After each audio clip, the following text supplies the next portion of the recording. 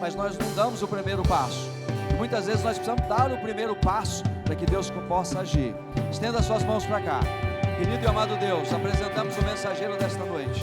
Eu creio, Pai, que o Senhor já entregou, Senhor, a mensagem ao teu coração, e que ele possa ser instrumento, Pai, hoje aqui nas nossas vidas, para nos ajudarmos, ó Senhor, a ter um encontro contigo, para deixar o passado para trás, as coisas estranhas, esquisitas, e tomar uma nova postura e assumir o propósito da nossa vida. Eu apresento o teu filho, usa ele poderosamente, no nome de Jesus. Amém, igreja?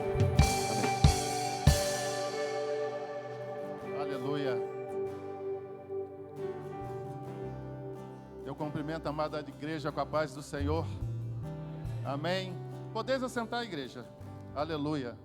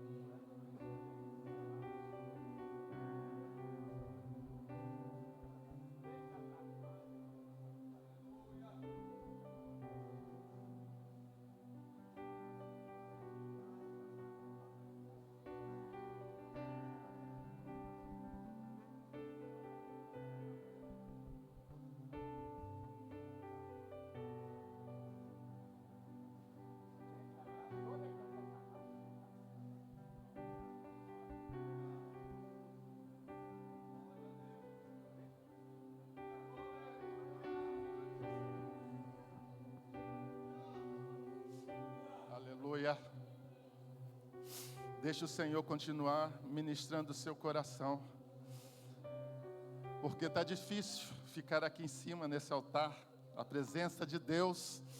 Eu sei que ela está aqui e está aí com vocês também. Nessa noite eu quero trazer a amada igreja do Senhor, a igreja vitoriosa em Tangará da Serra, a Adna, família. E o Senhor tem um projeto muito grande com famílias nessa igreja. Aleluia. E nessa noite eu quero trazer uma palavra, uma história que você já deve ter lido várias vezes, e você deve ter observado que você só vê ele como superação. Você só vê esse personagem como uma pessoa que superou tudo. Mas essa pessoa, na palavra de Deus, tinha uma dor muito grande, tinha uma dor emocional, tinha uma rejeição imensa. E às vezes nós passamos pela história dele e nós só compreendemos que ele venceu, que ele superou, que ele conseguiu, e realmente ele conseguiu. Mas ao longo dos capítulos 38, que eu vou dar uma pincelada rápida até chegar onde nós vamos ler nessa noite, você vai observar que é uma construção na vida desse personagem, assim como uma construção nas nossas vidas.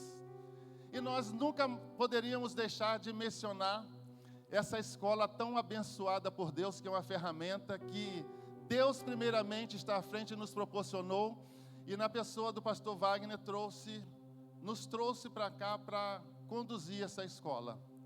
E esses dias têm sido dias de restauração, de vitória no Senhor e com o Senhor, através dessas aulas. Mas aqui nesse texto nós temos uma aula prática, de uma pessoa que foi tão judiada, vamos dizer assim.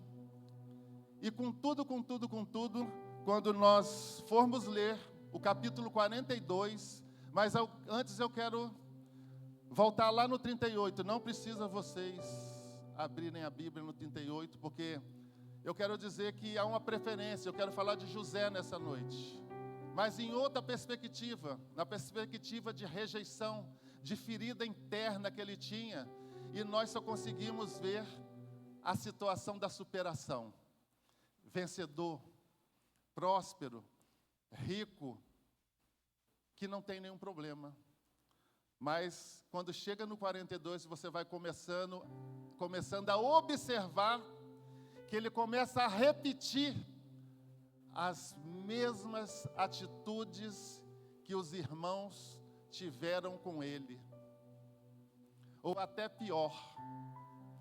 Vocês vão ver como que ele não conseguiu lidar com aquelas feridas internas que foram construídas lá no capítulo 38, quando o pai, quando ele tinha 17 anos, e quando o pai pede para ele observar os irmãos onde estão, e para falar, trazer informações. E ele traz mais informações, a Bíblia diz que ele traz mais notícias em relação aos irmãos. E ele tinha 17 anos e os irmãos começaram a dizer que odiavam ele. Eles não podiam mais falar com mansidão com José. Talvez você conheça alguém assim, ou até mesmo talvez você tenha vivenciado alguma história assim. E com isso, quando ele no capítulo 38, ele vai andando, ele vai passando aquela situação, e o texto diz que o pai tinha uma preferência por José. José, ele era o 11º filho, porque o 12º era Benjamim. E ele tinha uma raiz de rejeição que talvez nem ele soubesse, porque ele estava ali agradando ao pai, trazendo informações para o pai. E aí, quando ele traz aquelas informações, os irmãos, ele conta o sonho para o pai, conta o sonho para os irmãos, e os irmãos falam: lá vem o sonhador novamente. E aí eles decidem matar José. Mas aí tem um que tem uma brilhante ideia, acha que tem uma brilhante ideia, e fala: por que nós não vendemos ele?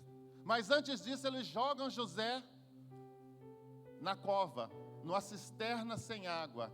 E quando vai passando uma caravana de ismaelitas, eles retiram José daquele local e vendem José. Mas aí quem compra José, lá no texto, mais à frente, diz que são os midianitas que compram José.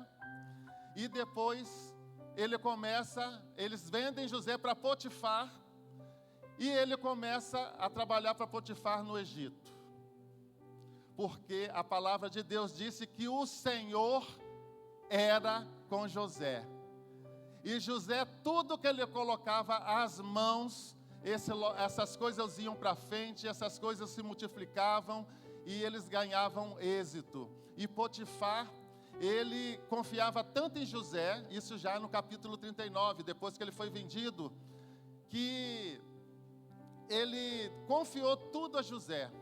Mas antes dele ter essa situação também, os irmãos conspiraram e inventaram o quê? Uma mentira.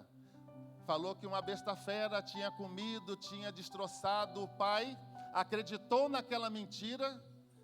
E vocês imaginam um pai que acredita na morte de um filho, o quanto ele estava sofrendo, o quanto ele estava de luto. Ele recusou ser consolado mediante toda essa trama.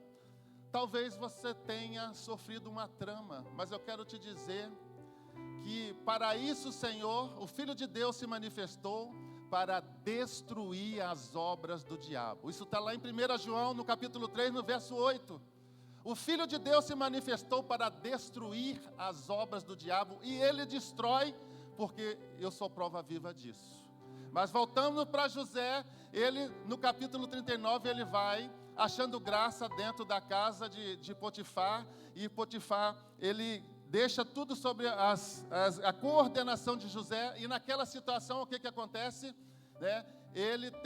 A Bíblia diz que ele era formoso de semblante, de corpo. Imagina que ele devia ser aqueles caras, né, de bodybuilding, né, aqueles caras, né, lá já de natureza, porque a Bíblia está dizendo isso, que ele era formoso de feição e de corpo.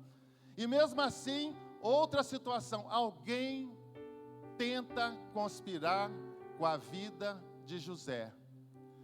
Assim como muitas coisas tentam conspirar com a vida dos jovens. As bandejas, as situações que parecem muito fáceis, mas vão levar para o caminho de morte. Porque nessa situação que José se encontrou, ele fugiu, porque a mulher de Potifar, tentou seduzir, ele correu, mas deixou a roupa. E ela pegou e contou uma história, contou mais o quê? Mais uma vez uma mentira, a segunda mentira na vida de José, inventada por alguém. Talvez alguém tenha inventado muitas mentiras contra a sua vida, mas saiba que o Senhor, os olhos do Senhor estão em todo lugar, contemplando os maus e os bons. E se você é filho, glorifica o Senhor, que tudo é para Ele e nada é para nós. Aleluia. E é assim que Deus quer. Então toda aquela conspiração, e ele continua seguindo em frente, porque a Bíblia diz que o Senhor era com José. Aleluia. Então depois dessa situação, ele vai ser preso. E quando ele vai para a cadeia, ele encontra quem? 2 empregados do rei que tinham sido presos, um copeiro e um padeiro. A Bíblia está nos esclarecendo sobre isso. E como ele tinha essa facilidade, esse tete a tete com Deus, porque ele tinha essa intimidade, então o padeiro e o copeiro tiveram um sonho, né?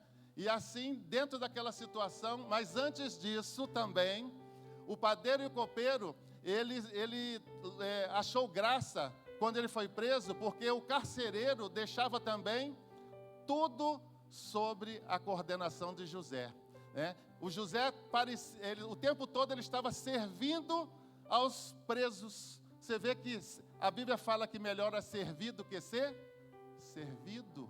Então o que José nos ensina também nessa noite? O serviço de servir, um bom mordomo, o bom despenseiro.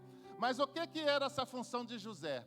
Quem é policial aqui, né, já foi em presídio, sabe das coisas. José passou a ser o correria da cadeia. Vai lá, vai para cá, pega isso, vende isso, serve isso.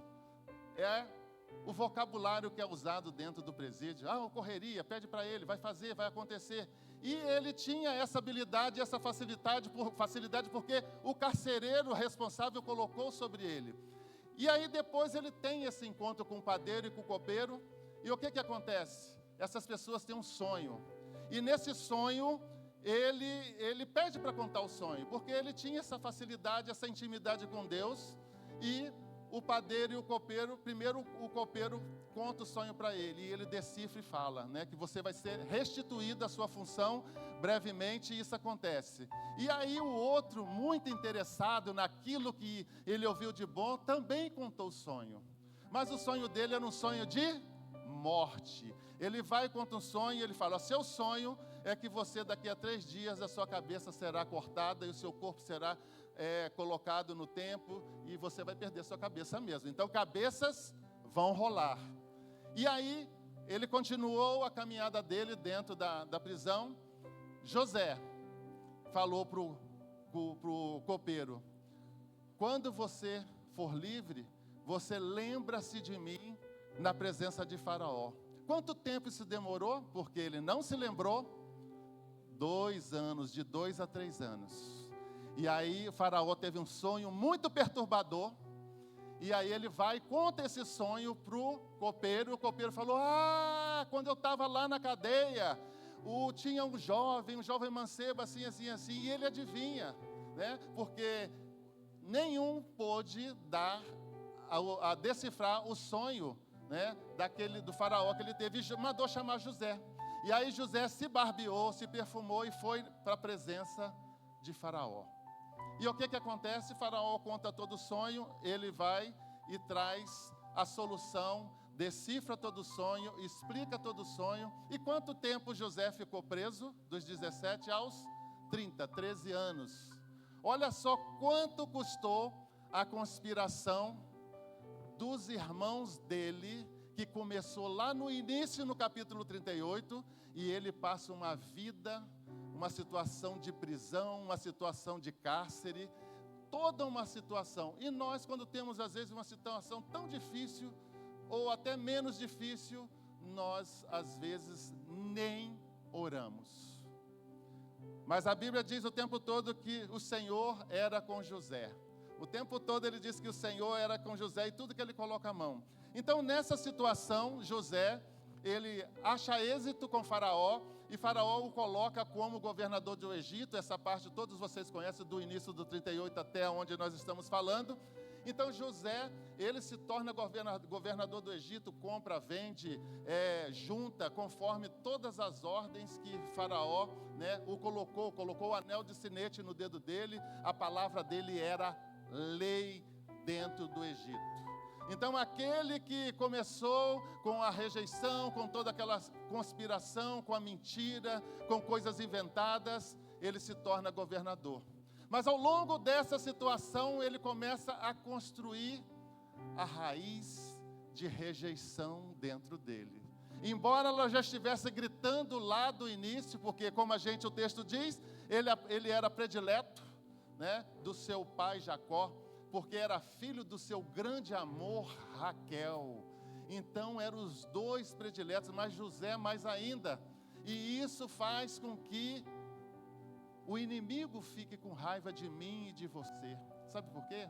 Porque você é filho, você tem um posicionamento, você se posiciona em muitas situações e às vezes isso incomoda as pessoas lá no seu trabalho, a forma que você age, a forma que você conduz, o sucesso, as suas habilidades no seu trabalho, a sua força de vontade, aquele seu momento de oração. Tudo isso às vezes incomoda o inimigo. Não é nem às vezes a pessoa, mas aquilo que está na pessoa começa a falar: olha como ele faz, olha como ela faz, olha a habilidade, olha o trabalho que me apresentou, olha a causa que esse ganhou. Então tudo isso incomoda o inimigo. Mas saiba que ele se levanta para cair, porque ele é um derrotado, porque a Bíblia, ela nos garante que nós somos mais que vencedores em Cristo Jesus. Pode todos te rejeitar, mas o Senhor jamais vai te rejeitar, porque nesse momento, essa trajetória toda, Ele teve uma construção como eu e você, como seres humanos sensíveis a uma série de situações, aonde talvez Ele não tivesse para quem falar, Ele não tinha psicólogo, Ele não tinha terapeuta, Ele não tinha amigo. Porque Pitágoras, ele numa sátira, satirizando, ele fala assim: se você não tem um amigo, você paga um inimigo. Ou seja, você paga um profissional que ele te ouve, porque ele vai receber por aquilo ali, mas ele está ali ouvindo tudo que precisa ser ouvido. E nós precisamos pelo menos ter 2 amigos verdadeiros, sinceros, que falam a verdade na sua cara, que falam: não, você está errado, você precisa tomar vergonha na sua cara, você precisa voltar para Jesus, você precisa isso. Ele fica até com raiva naquele momento, mas depois ele vai te agradecer. Então isso é importante, nós precisamos ter 2 pelo menos. Se você tiver 3, amém, mas você precisa, para você colocar para fora a sua dor. E naquela situação, a gente consegue discorrer e ver no texto do capítulo 38 até esse momento, ele não tinha ninguém. Às vezes, a pessoa vai trabalhando, se esquecendo que ele precisa se tratar. Ele precisa de horas de sono, ele precisa de horas de descanso, ele precisa de lazer, porque nós somos relacionais e nós precisamos disso. Os cursos de autoajuda nunca se falou em tanto em saúde emocional, e nós precisamos ter, como cristãos, saúde emocional. Não que nós não venhamos ter uma gripe, estar doente, estar desanimado em algum momento, estar entristecido, mas nós precisamos dividir, porque a Bíblia, a palavra de Deus fala para nós suportarmos uns aos outros e ombrearmos uns aos outros. Então nós precisamos ter esse acesso e essa facilidade. A igreja precisa estar preparada para ombrear essas pessoas que têm chegado ferida, machucada. E assim José caminhava até chegar nesse capítulo 42, aonde nós vamos ler um texto. para nós entendermos o que estava acontecendo e o que ele construiu do 38 até o momento.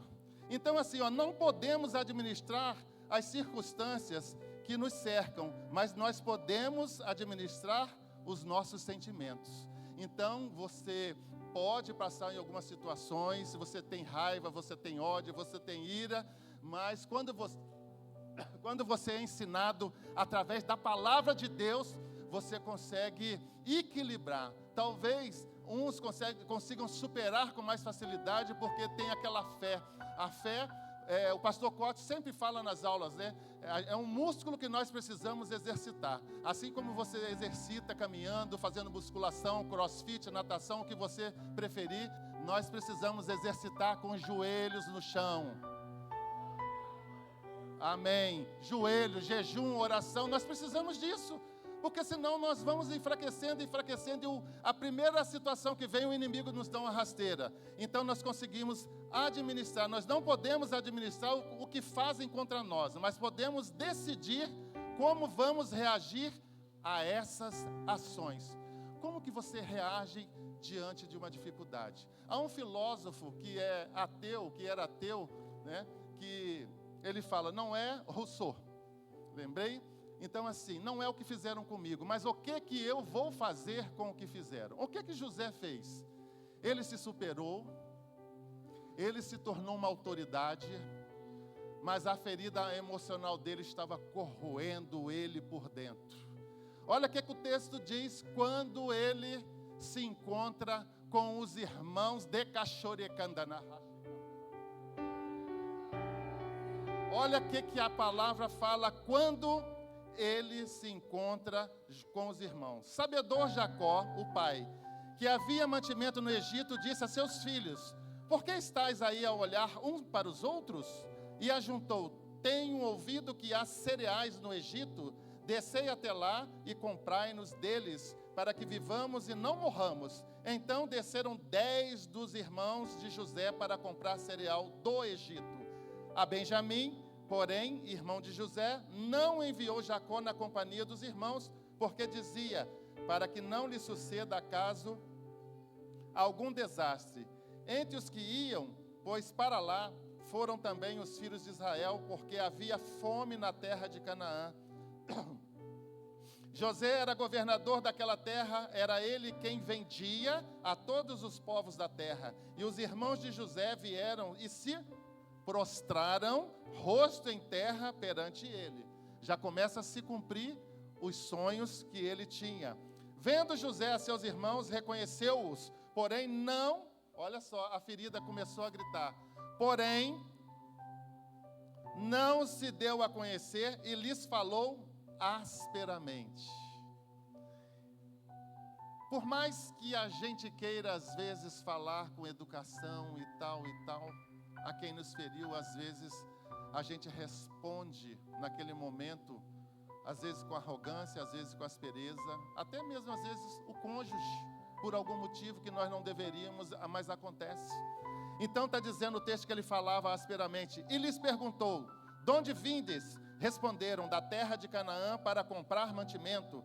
José reconheceu os irmãos, porém eles não o reconheceram. Então, os irmãos, para eles, era uma pessoa estranha, mas era autoridade. Então José se lembrou do sonho que tivera a respeito deles e lhes disse, vós sois espiões e viestes para ver os pontos fracos da terra. Olha só como ele começa a tratar.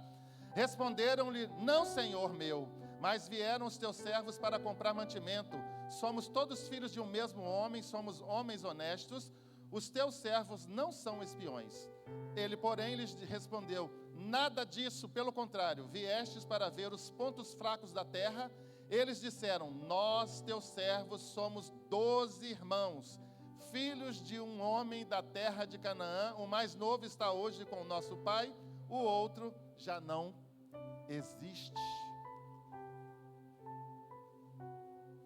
Eles já tinham também matado dentro do coração mesmo, acreditado na mentira que eles contaram e deixaram a coisa acontecer.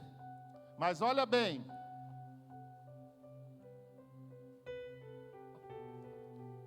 Eles disseram: nós, teus servos, somos... Então lhes falou José: é como já vos disse, sois espiões, nisto sereis provados. Então ele começou a tratar mal mesmo. Nisto serei provados pela vida de Faraó, daqui não saireis sem que primeiro venha o vosso irmão mais novo, Benjamim, porque ele sabia que depois dele tinha Benjamim e que o pai ia ficar sensibilizado. Enviai um dentre vós que traga vosso irmão, vós ficareis detidos para que sejam provadas as vossas palavras. Então eles tinham que provar ao contrário, né, o que eles estavam dizendo. As vossas palavras, se há verdade no que dizeis, ou se não, pela vida de Faraó, sois espiões. E os meteu juntos em prisão, quantos dias? 3 dias. Vocês vejam bem, ele ficou esse tempo todo, 13 anos, ele queria que eles provassem 3 dias de cadeia. Aquilo estava pulsando dentro dele. Não, eles vão saber que gosto tem a cadeia. A dor gritando, explodindo por dentro, e ele manda essas pessoas para a prisão. Os irmãos, ao 3º dia, disse-lhe José: fazei o seguinte e vivereis. Olha só, tocando o terror, fazei o seguinte e vivereis. Ou seja, se fizer o contrário, vocês vão morrer. Não precisou nem ele falar: vou te matar. Então vivereis, pois temam a Deus. Se 2 homens honestos fique detido, um de vós na casa da vossa prisão, vós outros ide e levai cereal para suprir a fome das vossas casas, e trazei-me vossos irmãos, mais o vosso irmão mais novo, como que serão verificadas as vossas palavras, e não morrereis. E eles se dispuseram a fazê-lo. Então disseram uns aos outros: olha bem agora, eles se entregando, reconhecendo a mentira que eles contaram, falando entre eles. Presta bem atenção, talvez você já tenha passado nisso, passado.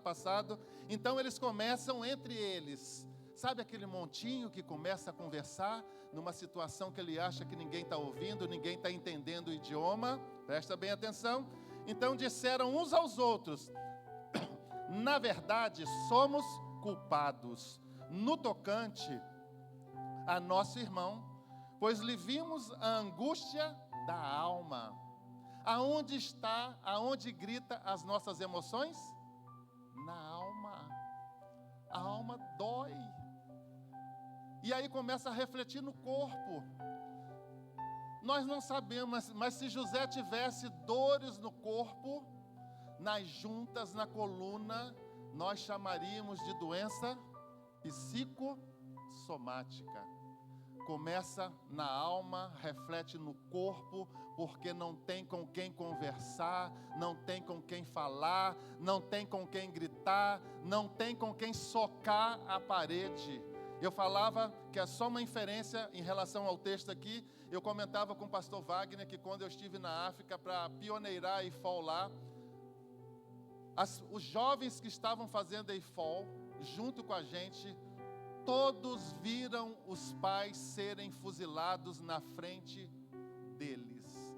Não tinha um que tivesse passado pelo atendimento ou contado a história que tinha pai mais. Jovens de 20, jovens de 22, jovem nessa faixa etária de 30 e poucos, todos viram os pais serem fuzilados na frente dele. Agora você imagina, numa aula de paternidade, um saiu da sala e começou a socar literalmente a parede de raiva. A alma gritando, refletindo no físico, porque ele tinha uma dor. Então aqui voltando, o nosso irmão, pois lhe vimos a angústia da alma quando nos rogava. Ele pedia, nós não sabíamos o que ele devia pedir: por favor, não faça isso. Então olha só, e não lhe acudimos, por isso nos vem esta ansiedade. Olha bem a palavra, eles estavam ansiosos ali pela situação que eles estavam passando, de medo, de ameaça, e começaram a se entregar. Então diz assim: respondeu-lhe Rúben: não vos disse eu, aí sempre tem aquele, eu falei, eu deixa disso, eu não falei que não era para vender, eu não falei que não era para matar, tem sempre aquele, a turma do deixa disso tem um. Então, olha só, não pequeis contra o jovem, ele falou, e não me quisestes dar ouvido, pois vedes aí o que se requer de nós, o seu sangue. Olha bem. Então, olha só, eles, porém, não sabiam que José os entendia, porque lhes falava por intérprete. Aí a gente pode pensar assim, era arrogância, era o quê, né? Ele falava para o intérprete transmitia para ele, mas ele já sabia de tudo. O crime estava confesso. Aqui tem vários advogados, então, conta fatos, não há argumento, conta confissão, e se tivesse gravador, mas enfim, eles confessaram o crime. E ele já tinha entendido tudo, mas imagina o que aquilo estava gerando dentro do coração dele. O que aquilo estava gerando? Mais ódio, mais raiva, mais ira, mais tudo nós não sabemos. Mas nós temos um caminho, porque nós percorremos um caminho. Então ele fala que eles entendiam. E retirando-se deles, foi a primeira vez que ele chorou das 5 vezes. Talvez vocês tenham passado também. Mas ele chorou 5 vezes daqui para frente. Aí diz que ele chorou, depois, tornando-lhes, falou, tomou a Simeão dentre eles e o algemou na presença deles. Então aqui nós vemos uma pessoa, da mesma forma que nós convivemos. Talvez essa pessoa está do seu lado, no seu trabalho, está em silêncio. Talvez você tenha reparado essa situação, mas você não conseguiu se achegar, você não, às vezes nem convidou para estar aqui nessa noite, ou não convidou para o grupo EFA, não convidou, assim, e passa, às vezes passa. E aí, muitas vezes, nós temos uma notícia que nós não queremos ouvir. Fulano tirou a vida. Porque não adianta nós não querermos falar de determinados assuntos, se os assuntos vão parar aonde? Se não parar dentro da Ágina, para em outra denominação, pedindo socorro, ajuda. E é isso que está acontecendo.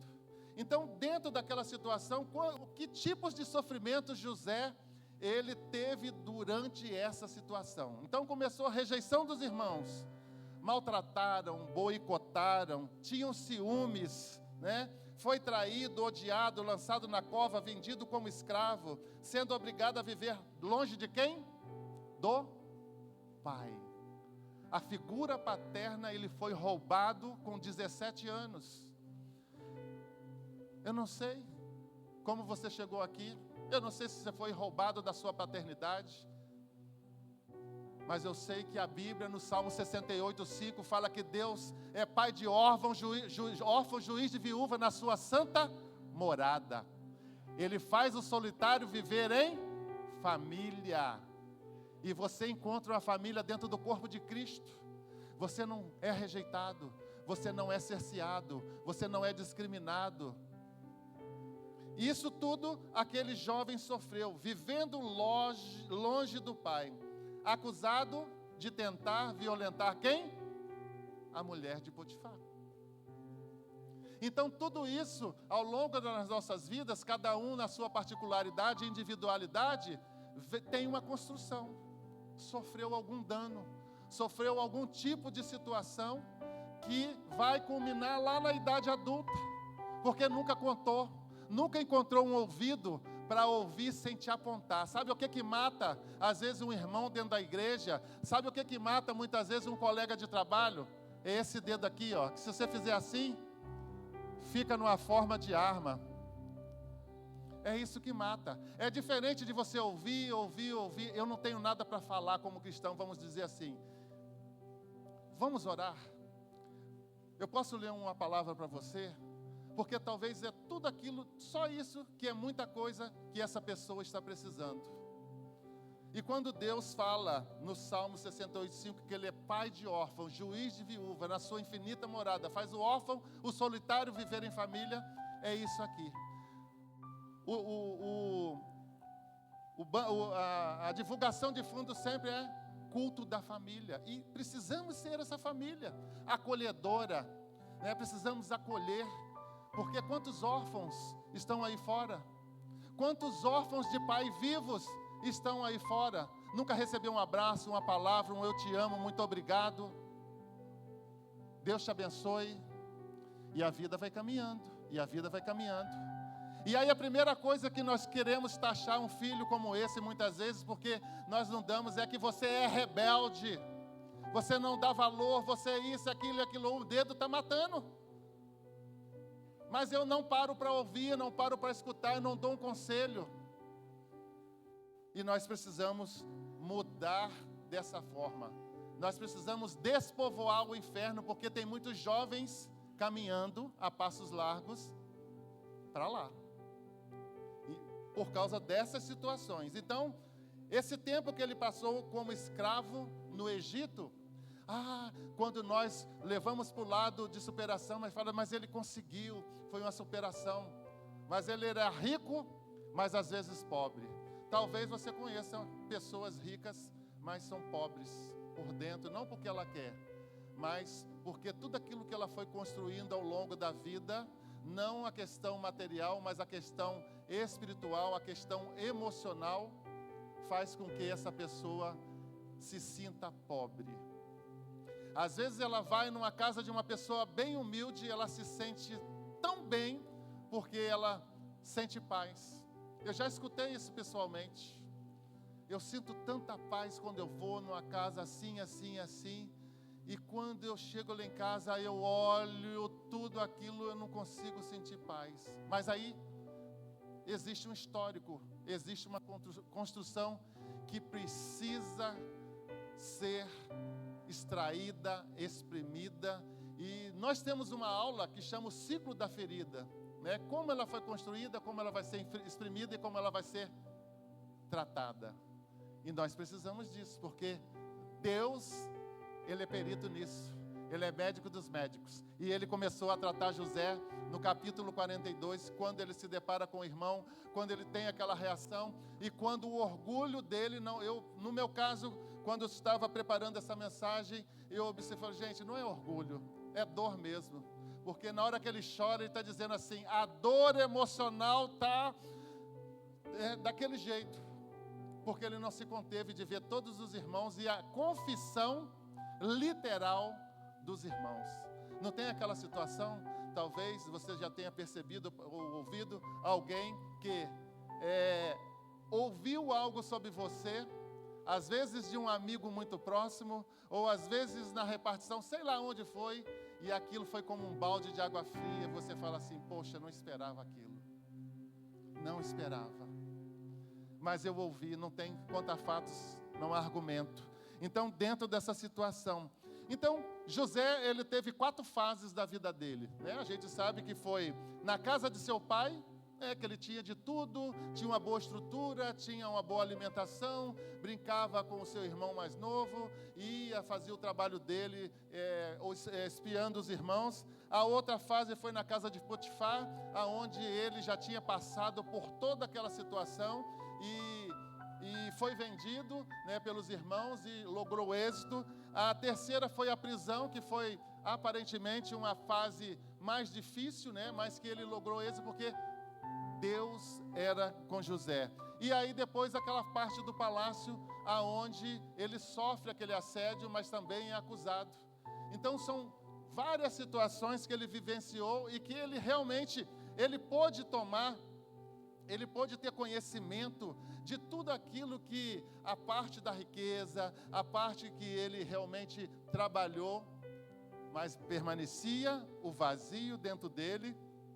E quando a rejeição começou a gritar, a gente observa que no capítulo 43, no verso 30, fala assim: José se apressou e procurou onde chorar, porque se movera no seu íntimo para com seu irmão, e entrou na câmara e chorou. O nome disso é dor. Talvez você esteja identificando algum tipo de dor nessa noite.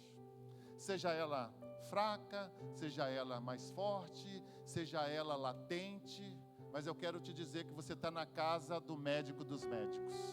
Eu quero te dizer que o médico dos médicos, ele é perito em curar todas as dores. Não só a dor física, que ele faz milagres, mas ele cura dores emocionais. Então, quando ele falava através do intérprete, ele também ouviu toda aquela situação e viu que os irmãos estavam mentindo e conspiraram e fizeram aquela mentira. E aí a gente observa no capítulo 42, no verso 24, ele fala que ele chorou e retirou-se da presença deles, né? E aí no 43, no 30 e 31, fala que ele chorou quando viu Benjamim, o irmão mais novo. Então as emoções dele estavam afloradas, tudo. Quando a gente olha a sequência, a gente observa que parece que tudo aconteceu num dia só. Mas você imagina o coração de uma pessoa como essa. Viu os irmãos, viu o pai e o coração. E quando ele senta à mesa e coloca uma porção dobrada para o mais novo. E quando ele não se aguenta e vai chorar nessa câmara, onde ninguém está vendo, só Deus e ele sabia. Às vezes você entra no seu quarto, chora, chora, chora e diz para o Senhor assim: Senhor, ninguém está me vendo. Para quem que eu vou pedir? Para quem vai me socorrer? Talvez você tenha feito isso hoje. Talvez você fez isso ontem. Talvez você fez durante a semana, pensando que ninguém ia te socorrer. Mas o Salmos 46 diz que Deus é o nosso socorro, bem presente na tribulação e na angústia. É assim que Ele faz.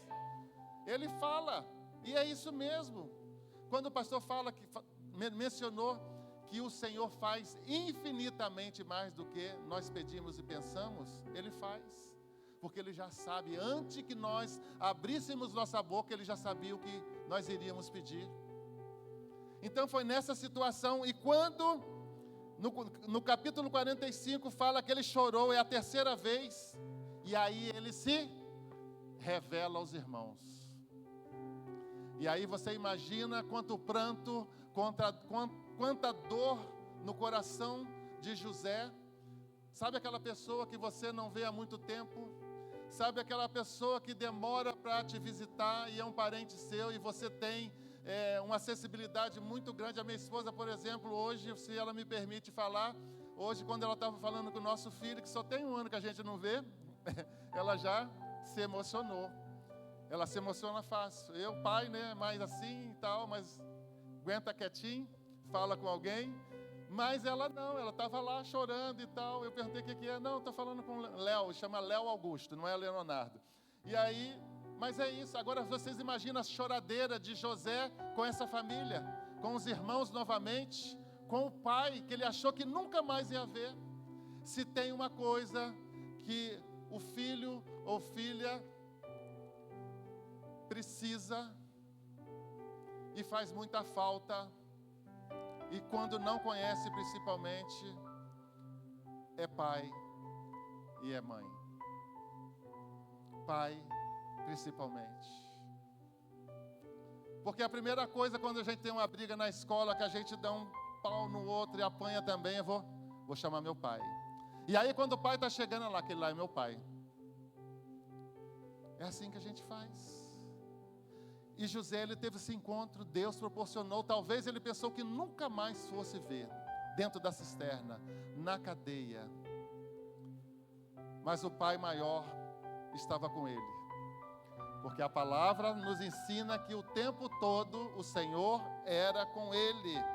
E aí quando chega no verso 50, o que é o título da nossa mensagem hoje? Perdão, reconciliação. Tem uma outra palavra antes. Reconciliação, restauração, aliás, desculpa. Que é próxima.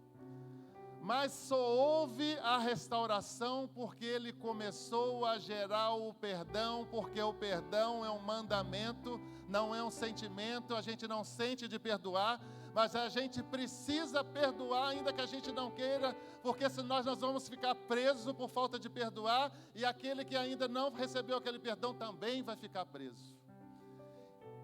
Mas só que Deus, Ele é estratégico em todas as situações.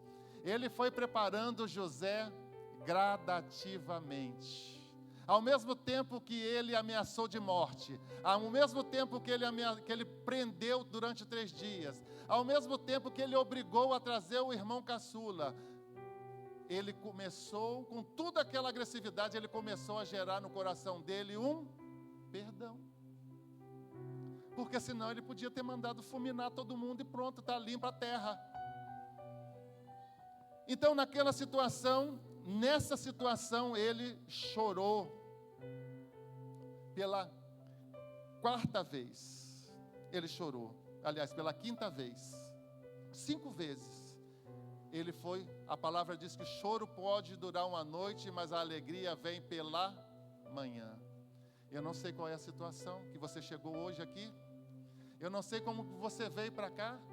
Eu não sei se você orou. Eu não sei se você pediu algo. Eu tive um tempo de oração, né? Antes da gente vir para cá, porque eu sempre faço isso, eu preciso fazer, todos os dias a gente precisa, porque a oração é a mola mestre do cristão, então não tem como você se mover sem orar. Mas nessa situação a gente percebe que José, ele o tempo todo começou a gerar, eu preciso perdoar. Aquela atitude de fazer o banquete, ele já começou a amolecer o coração, né? A gente consegue perceber a situação. As primeiras atitudes ele repetiu um pouco mais leve o que fizeram com ele. Está vendo? Não é o que fizeram comigo, mas o que eu vou fazer com o que fizeram. E o que ele fez? Repetiu de maneira mais branda, que talvez na cabeça dele, eu quero imaginar, que não, vou fazer só um pouquinho com eles, para eles saberem o que é uma cadeia. Mas depois disso ele começou a gerar no coração dele um perdão verdadeiro, genuíno. Porque o perdão precisa ser genuíno diante do Senhor, porque Ele conhece no nosso coração. Ele sonda e nos conhece. O Salmo 139 fala isso.